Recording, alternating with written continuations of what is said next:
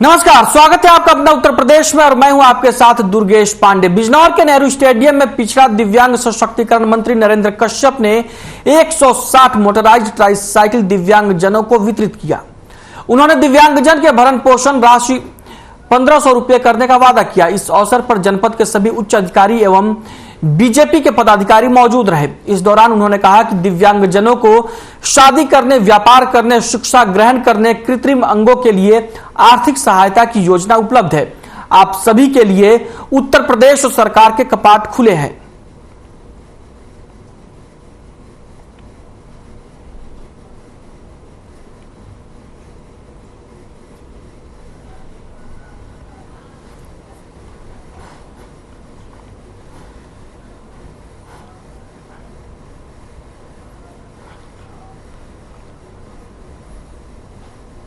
वहीं बरेली में मुख्य विकास अधिकारी श्री जगप्रवेश के निर्देशों पर स्वीप कार्यक्रम का आयोजन किया गया। स्वीप कार्यक्रम के अंतर्गत आज जिला प्रोबेशन अधिकारी नीता अहिरवार के निर्देश पर महिला कल्याण अधिकारी सोनम शर्मा ने मतदाताओं को चुनाव प्रक्रिया, वोट बनवाने की प्रक्रिया, वोटर कार्ड में नाम संशोधन कराने की प्रक्रिया की जानकारी दी। कार्यक्रम का आयोजन बिशप मंडल इंटर कॉलेज में किया गया था। इसी के साथ बेटी बचाओ बेटी पढ़ाओ योजना, मिशन शक्ति योजनाओं के विषय में विस्तृत जानकारी दी गई। चुनाव प्रक्रिया के तहत मतदाताओं को जागरूक भी किया जा रहा है।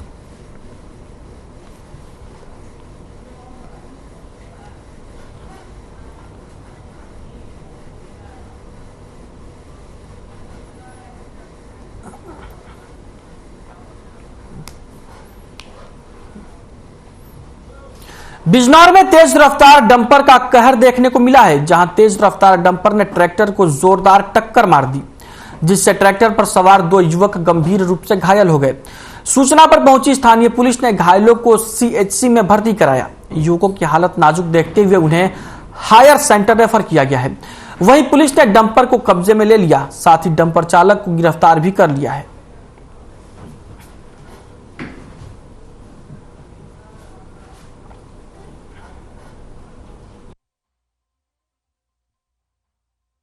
यहाँ 2 लाए गए हैं एक्सीडेंटल केस 108 के द्वारा। एक बलवीर हैं, सन ऑफ बसंता, दूसरे लाखन सिंह, सन ऑफ रामपाल सिंह, जो हेड इंजरी है, टांग में फ्रैक्चर है उनके 2 जगह। ये लाए गए 108 के द्वारा, काफी सीरियस हालत में थे। उन्हें प्राथमिक उपचार देने के बाद डिस्ट्रिक्ट हॉस्पिटल बिजनौर के लिए रेफर कर दिया गया।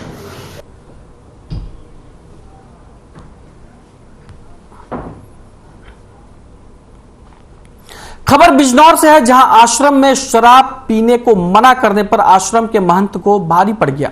आपको बताते कि शराबी युवक ने महंत पर चाकू से हमला करते हुए उन्हें बुरी तरीके से घायल कर दिया। पीड़ित को घायल अवस्था में मेडिकल के लिए भेजा गया, जहां मामले को संज्ञान में लेते हुए केस दर्ज कर पुलिस ने मामला दर्ज कर लिया और मामले की जांच में जुट गई है।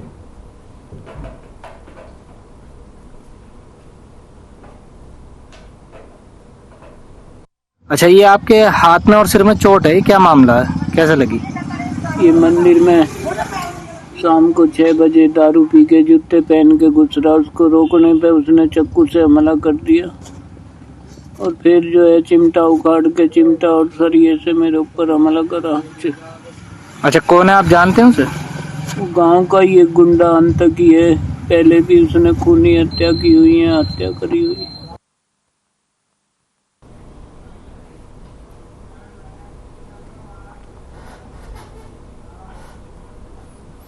वहीं लखनऊ के आईएमआरटी के छात्र छात्राओं ने इंडस्ट्रियल एरिया नादरगंज स्थित अक्षय पात्र फाउंडेशन के औद्योगिक प्लांट का भ्रमण किया।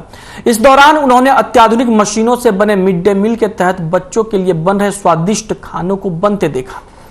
लखनऊ के नामचीन प्रबंधन संस्थान आईएमआरटी के करीब 50 से अधिक बच्चों ने रोज करीब 2 लाख बच्चों के दोपहर के भोजन की तैयारी और मशीनों के संबंध में तकनीकी जानकारी लेने के साथ साथ स्कूल में रोज पहुंचाए जा रहे दोपहर के खाने के संबंध में मैनेजमेंट की भूमिका के संबंध में भी विस्तृत जानकारी ली और आईएमआरटी के बच्चों ने भी मिड डे मील का आनंद लिया। सुबह 6 बजे प्लांट पहुंचे बच्चे पूरे दिन इस अत्याधुनिक प्लांट के संबंध में जानकारी लेते रहे। छात्र छात्राओं के साथ संस्थान में कई विभागाध्यक्ष भी इस इकाई का भ्रमण करने के लिए पहुंचे थे। संस्थान के चेयरमैन आईएफएस अधिकारी डीआर बंसल ने बताया कि प्रबंधन संस्थान की यह कोशिश है कि वे अध्ययन कर रहे एमबीए के छात्रों को हर क्षेत्र के बारे में अवगत कराएं, ताकि भविष्य में उन्हें प्रबंधन के क्षेत्र में किसी तरीके की कोई दिक्कत ना हो। इस्कॉन मंदिर की तरफ से संचालित ये फाउंडेशन निश्चित रूप से एक बड़ा प्रोजेक्ट है। इसके बारे में समाज के सभी वर्गों को जानकारी रखने की भी आवश्यकता है।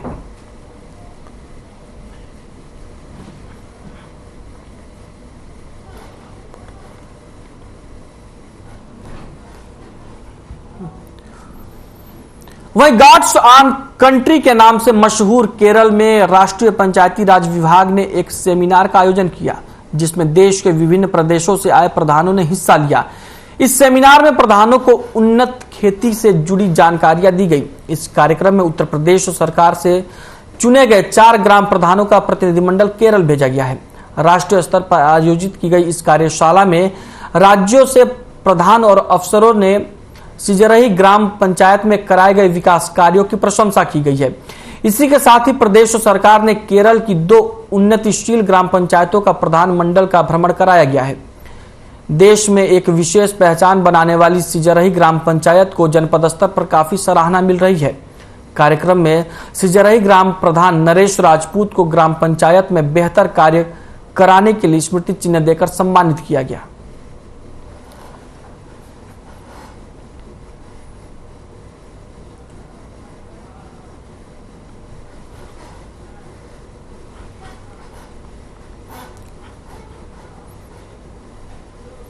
वहीं प्रदेश के पशुधन एवं दुग्ध विकास मंत्री धर्मपाल सिंह ने दुग्ध संघ में एक बैठक का आयोजन किया। बैठक में किसानों को दूध की सही कीमत दिए जाने के साथ ही डेयरी उद्योग में महिलाओं की भागीदारी भी सुनिश्चित करने की पर चर्चा की गई। इसके साथ ही ग्रामीणों को दुग्ध का भुगतान समय से किए जाने के निर्देश दिए गए। बैठक में चारे का भी उचित प्रबंध करने और चारागाहों को कब्जे से मुक्त कराने का आश्वासन दिया गया। दुग्ध विकास मंत्री ने कहा कि उत्तर प्रदेश सरकार ने जनपद बरेली में नवीन आधुनिक ऑटोमेटिक प्लांट स्थापित किया है, जिसमें 20,000 मीट्रिक लीटर दूध के आइसक्रीम बनाए जाते हैं, जिसमें विभिन्न प्रकार के आइसक्रीम के साथ दुग्ध एवं दुग्ध उत्पाद तैयार किए जा रहे हैं।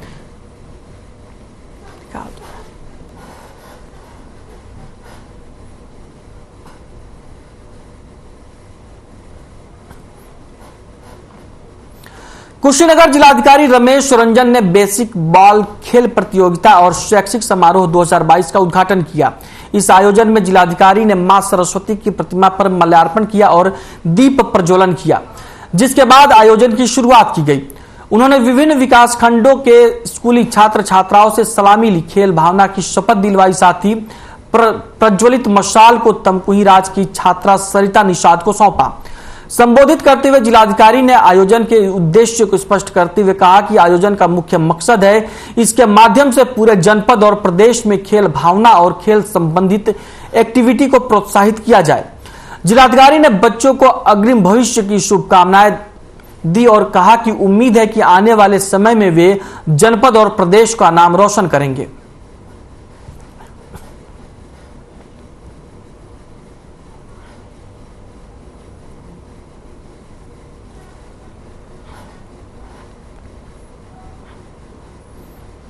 जिला प्रोबेशन अधिकारी नीता अहिरवार के निर्देशन में दोस्ती सप्ताह कार्यक्रम का आयोजन किया जा रहा है।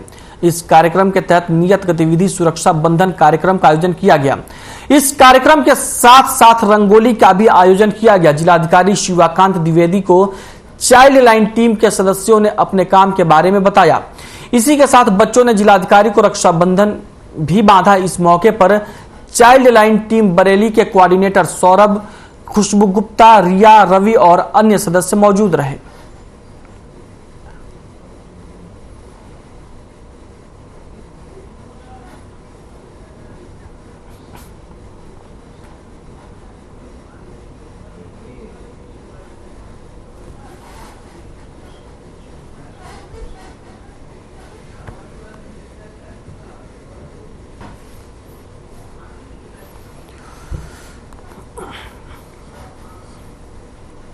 खबर हमीरपुर से है, जहां चोरों के हौसले बुलंद हो गए हैं। चोरों ने खाद्यान्न की दुकान को अपना निशाना बनाया और दुकान की शटर तोड़कर 40,000 रुपए ले उड़े। चोरी की पूरी घटना सीसीटीवी में कैद हो गई। चोरी की घटना की सूचना गल्ला व्यापारी ने थाने में दी। सीसीटीवी के आधार पर पुलिस मामले की जांच करने में जुट गई है।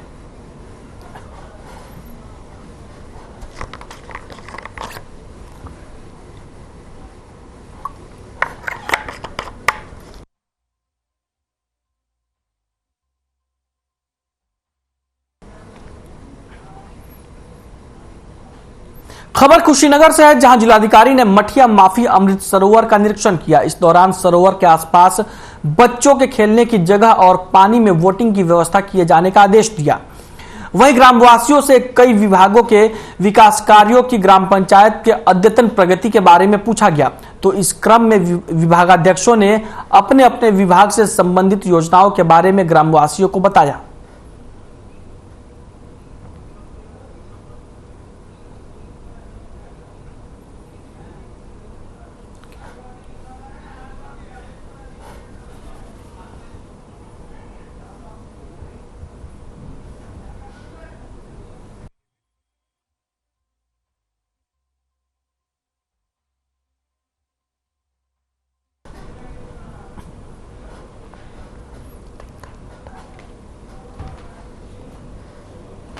कुशीनगर में जिलाधिकारी ने अमृत सरोवर का निरीक्षण किया और इस दौरान उन्होंने चौपाल में भी प्रतिभाग किया।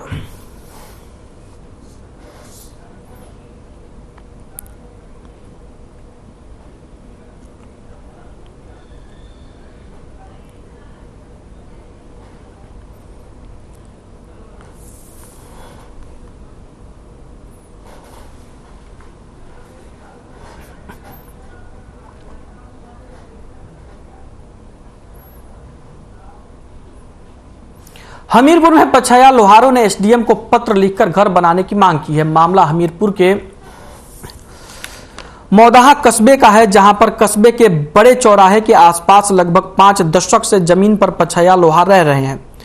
उन्होंने एसडीएम को पत्र लिखकर बताया कि वो लोग महाराणा प्रताप के समय से ही खाना बदोश बनकर रह रहे हैं। लोहार समुदाय के लोगों का मुख्य व्यवसाय कृषि और घरेलू लोहे के सामान बनाने पर निर्भर है।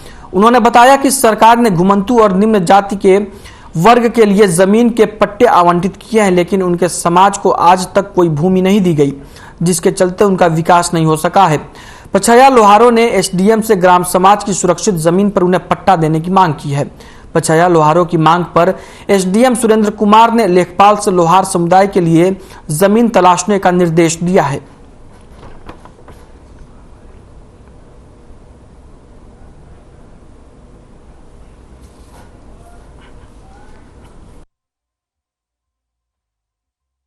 हम यहाँ झोपड़ी डाल के करीब 30-40 सालों से रह रहे हैं।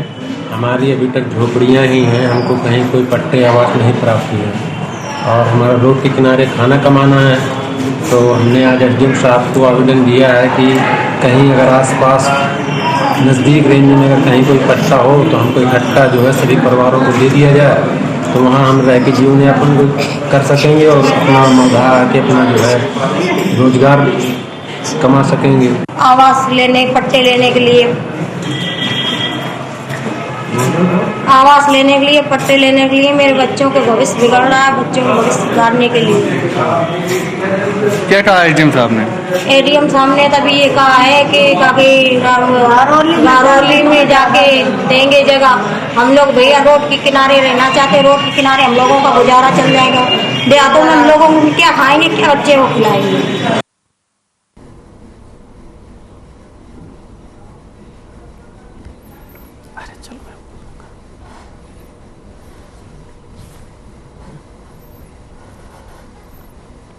वहीं गुजरात में विधानसभा चुनाव के मद्देनजर बीजेपी का प्रचार अभियान जोरों पर है। यूपी के मुख्यमंत्री योगी आदित्यनाथ बीजेपी के स्टार प्रचारकों की लिस्ट में शामिल हैं और बीजेपी प्रत्याशियों के लिए लगातार वोटों की अपील कर रहे हैं। इसी सिलसिले में मुख्यमंत्री योगी आदित्यनाथ ने सूरत में एक विधानसभा क्षेत्र में जनसभा को संबोधित किया और बीजेपी प्रत्याशी के लिए वोटों की अपील की।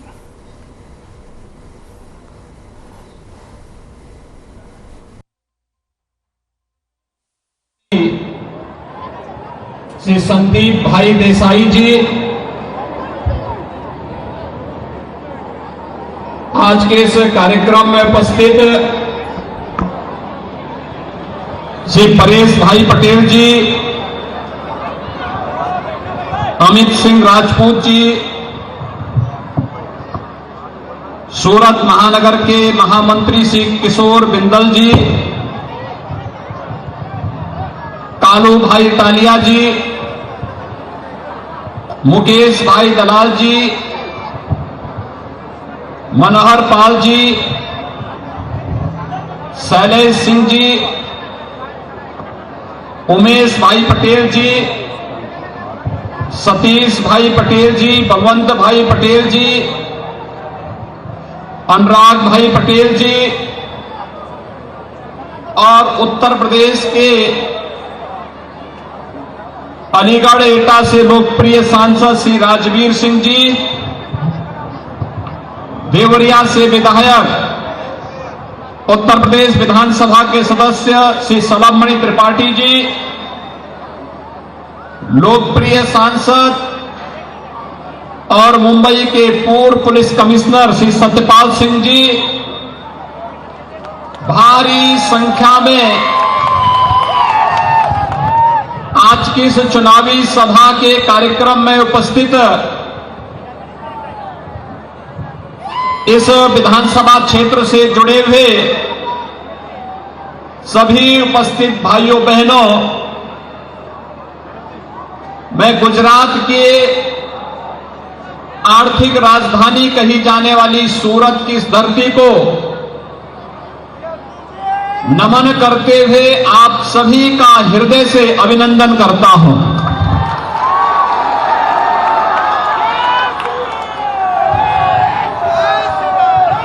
भाइयों बहनों, इतनी भारी संख्या में एक छोटी सी सूचना के आधार पर चुनाव प्रचार कार्यक्रम का शुभारंभ करने के अवसर पर आप सबकी उपस्थिति इस बात को प्रदर्शित करती है कि जैसे हर भारतवासी के मन में प्रधानमंत्री मोदी जी के प्रति अथाह सम्मान का भाव है, उन्हें हर भारतवासी भारत के गौरव के रूप में सम्मान देता है,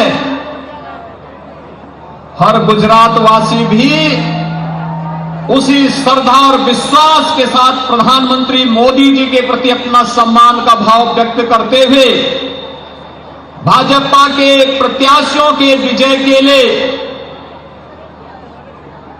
पूरी ईमानदारी और प्रतिबद्धता के साथ एकजुट होकर के गुजरात विधानसभा चुनाव में प्रचार अभियान का साथ दे रहा है। आज एक चुनावी सभा इस बात को प्रदर्शित कर रही है और इसलिए भाइयों बहनों, मैं आप सबका हृदय से अभिनंदन करता हूं। भाइयों बहनों, आप सब जानते हैं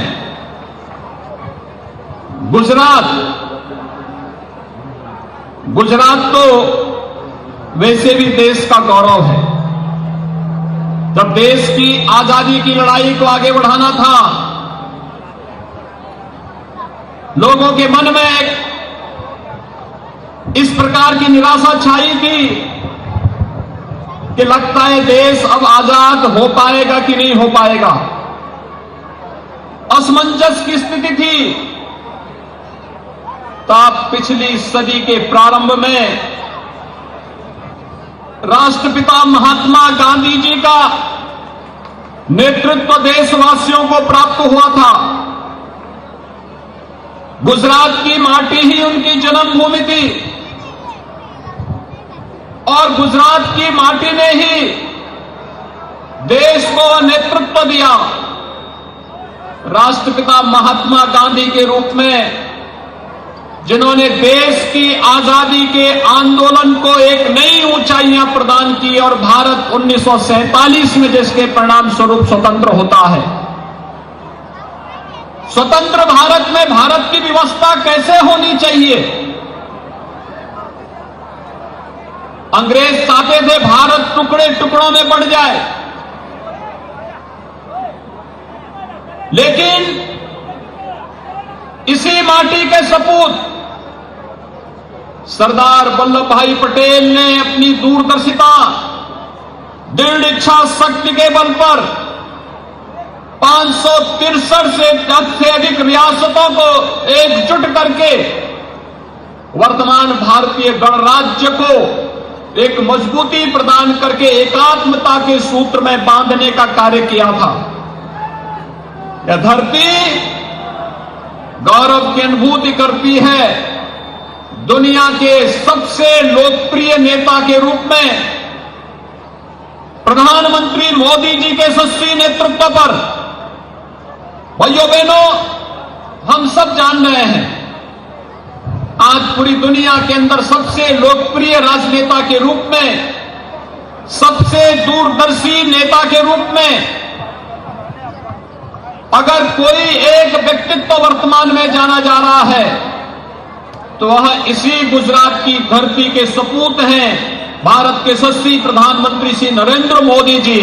हर भारतवासी उन पर गौरव की अनुभूति करता है और मोदी जी के नेतृत्व में आज जिस भाव के साथ भारत आगे बढ़ रहा है, आपने 3 दिन पहले इंडोनेशिया के बाली में प्रधानमंत्री मोदी जी के हाथों में दुनिया के 20 ताकतवर देशों का G20 के नेतृत्व को प्राप्त करते हुए देखा होगा। हर भारतवासी गौरव की अनुभूति कर रहा है कि पहली बार G20 का नेतृत्व भारत के पास आया है।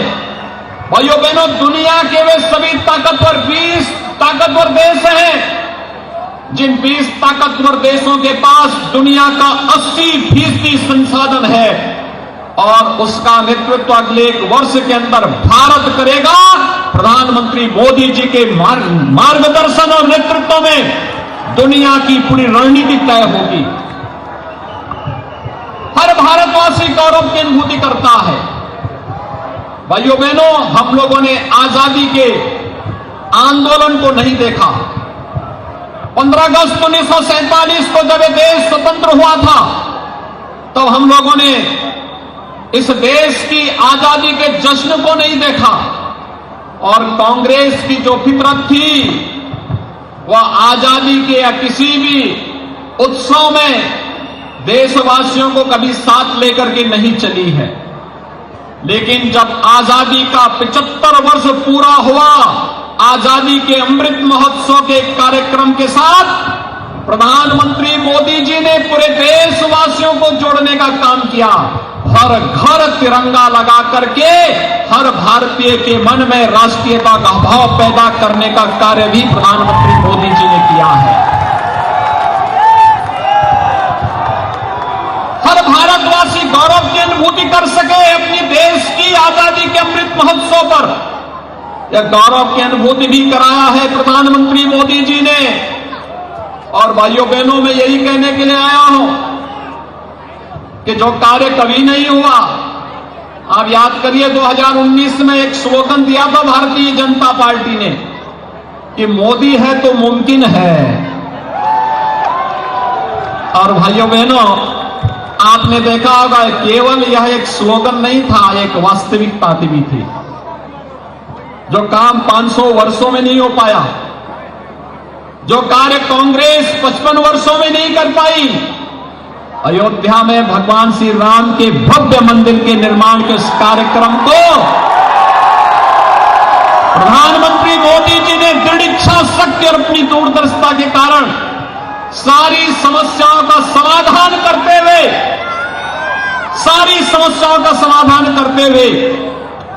5 अगस्त 2020 को स्वयं अयोध्या करके भगवान राम के भव्य मंदिर निर्माण कार्यक्रम का शुभारंभ भी कर दिया। अयोध्या में भगवान राम का भव्य मंदिर का निर्माण भी हो रहा है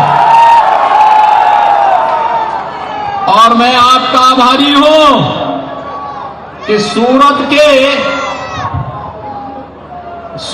के वस्त्र व्यापारियों ने, अग्रवाल समाज के लोगों ने अयोध्या में राम मंदिर के लिए सबसे पहले डोनेशन भी भेजा था निर्माण के लिए। भाइयों बहनों, 2023 के अंत तक जब अयोध्या में भगवान राम का भव्य मंदिर का निर्माण होगा और रामलला अपने मंदिर में विराजमान होंगे तो अयोध्या में भगवान राम का भव्य मंदिर भारत का राष्ट्र गौरव का प्रतीक बनेगा, इसमें कोई संदेह नहीं होना चाहिए। आज काशी में काशी विश्वनाथ धाम ये प्रधानमंत्री मोदी जी के ही विजन का परिणाम, उनके नेतृत्व और मार्गदर्शन का परिणाम है। और भाइयों बहनों, मुख्यमंत्री के रूप में गुजरात के अंदर भी अपना उत्तर प्रदेश में फिलहाल के लिए इतना ही। मुझे दीजिए इजाजत, नमस्कार।